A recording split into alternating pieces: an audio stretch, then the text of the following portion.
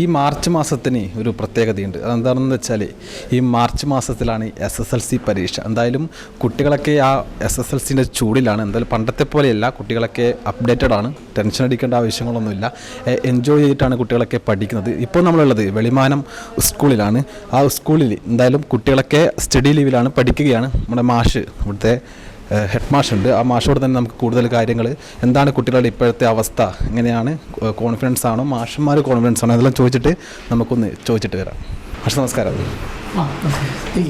പക്ഷേ എന്തായാലും കുട്ടികൾ പണ്ടത്തെ പോലെയല്ല, SSLC ആവി, നാളെയാണ് തുടക്കം. കുട്ടികളൊക്കെ എന്തായാലും 100% കോൺഫിഡൻസിലായിരിക്കും. പക്ഷേ മാഷൊക്കെ എങ്ങനെയാണ്, എന്താണ് അവസ്ഥ? കുട്ടികളെ ഒക്കെ മാഷന്മാരും ഒക്കെയാണോ? നമ്മളെ സംബന്ധിച്ച് SSLC പരീക്ഷ ഒരു വിദ്യാലയത്തിൻ്റെ ഏറ്റവും പ്രധാനപ്പെട്ട ഒരു അധ്യയന വർഷത്തിലെ ഏറ്റവും പ്രധാനപ്പെട്ട ഒരു ദിവസങ്ങളാണല്ലോ. ഈ ദിവസങ്ങളാണ് നമ്മൾ കടന്നു പോകുന്നത്.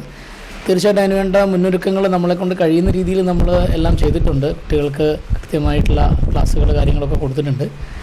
കുറച്ച് വീക്കായിട്ടുള്ള കുട്ടികൾക്ക് അഡീഷണലായിട്ട് കോച്ചിങ്, നൈറ്റ് കോച്ചിങ് അടക്കമുള്ള കാര്യങ്ങളൊക്കെ നമ്മൾ കൊടുത്തിട്ടുണ്ട്. പക്ഷേ നമുക്ക് നേരത്തെ സൂചിപ്പിച്ച പോലെ നമ്മുടെ കുട്ടികൾ പൊതുവേ ഇപ്പോൾ പഴയൊരവസ്ഥയിലല്ല. അവർ ഭയങ്കര കോൺഫിഡൻ്റ് ആണ്.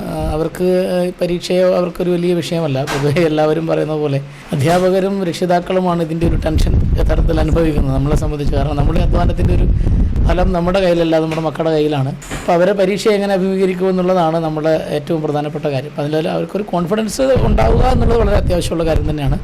പക്ഷേ ഈ പഠനത്തോടുള്ള അവരുടെ ആ ഒരു തീക്ഷ്ണമായിട്ടുള്ള ആ ഒരു സമീപനത്തിൻ്റെ കാര്യത്തിൽ പൊതുവെ കുട്ടികളിൽ വന്നു ചേർന്നിട്ടുള്ള, പ്രത്യേകിച്ച് നമ്മുടെ കോവിഡ് കാലമൊക്കെ കഴിഞ്ഞതിന് ശേഷമുള്ള കുട്ടികളിൽ വന്നിട്ടുള്ള ആ ഒരു ചിന്ത എന്ന് പറയുന്നത്, ഒരു അനായാസമായ കാര്യങ്ങളെ ഫേസ് ചെയ്യാനുള്ള ഒരു ആത്മവിശ്വാസം, അത് എല്ലാ അർത്ഥത്തിലും പോസിറ്റീവായി ഫലിക്കുമോ എന്നുള്ള കാര്യത്തിൽ ഒരു ചെറിയ ആശങ്ക എല്ലാ വിദ്യാലയത്തിലും അധ്യാപകർക്കുണ്ടെങ്കിലും നമ്മുടെ മക്കളൊക്കെ നന്നായി ഈ ഒരു ദിവസങ്ങളൊക്കെ ആയപ്പോഴേക്കും കുറച്ചുകൂടിയൊക്കെ സീരിയസ് ആയിട്ട് പഠനത്തോടുള്ള സമീപനത്തിൽ കുറച്ചുകൂടി സീരിയസ്നെസ് കാണിക്കുന്നുണ്ട്. അവരതിനുവേണ്ടി ശ്രമിക്കുന്നുണ്ട്. പിന്നെ ഈ വർഷം പൊതുവേ നമ്മുടെ പരീക്ഷാ രീതികളിലൊക്കെ വന്നിട്ടുള്ള മാറ്റങ്ങളും ചോദ്യ രീതികളിലൊക്കെ വന്നിട്ടുള്ള മാറ്റങ്ങളൊക്കെ കുറച്ചൊക്കെ കുട്ടികൾക്ക് ബുദ്ധിമുട്ട് സൃഷ്ടിക്കുന്നുണ്ട്. എങ്കിലും കഴിഞ്ഞ പരീക്ഷകളിലൊക്കെ അത്തരം ഒരു പരിശീലനം അവർക്ക് കിട്ടിയതുകൊണ്ട് സ്വാഭാവികമായിട്ടും പരീക്ഷയിൽ അവർ കുറച്ചുകൂടി മെച്ചപ്പെട്ട പ്രകടനം കാഴ്ചവെക്കും എന്നുള്ളതാണ് ഞങ്ങളുടെ പ്രതീക്ഷ. അതിനു വേണ്ടിയിട്ട് പ്രാർത്ഥനകളോട് കാത്തിരിക്കുന്നു. വെളിമാനം സ്കൂൾ നോക്കുകയാണെങ്കിൽ 100% വിജയം കരസ്ഥമാക്കുന്നൊരു സ്കൂളാണ്.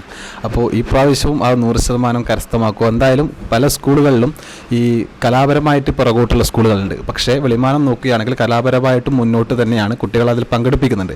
അപ്പോൾ അത് രണ്ടും ഈ ഒരു പഠിത്തവും കലയും ഒരുപോലെ മുന്നോട്ട് കൊണ്ടുപോകുന്നൊരു സ്കൂളാണ്. അപ്പോൾ ആ ഒരു അങ്ങനെ കൊണ്ടുപോകുമ്പോൾ ഒരു ഇല്ല, നമ്മളെ സംബന്ധിച്ച് വിദ്യാലയം എന്ന് പറഞ്ഞാൽ ആക്ച്വലി നമ്മൾ കലാലയം എന്നൊരു വിശേഷണം നൽകാറുണ്ട്. അപ്പം കുട്ടികളെ സംബന്ധിച്ച് അവരുടെ അക്കാദമിക്കായിട്ടുള്ളതും അക്കാദമികേതരവുമായിട്ടുള്ള എല്ലാ സർഗവാസനകളെയും നമ്മളൊരു വിദ്യാലയത്തിൽ കണ്ടെത്തുകയും പരിപോഷിപ്പിക്കുകയും ചെയ്യുമ്പോൾ മാത്രമാണ് ആ ഒരു വിശേഷണം അർത്ഥവത്തായി മാറുന്നത്.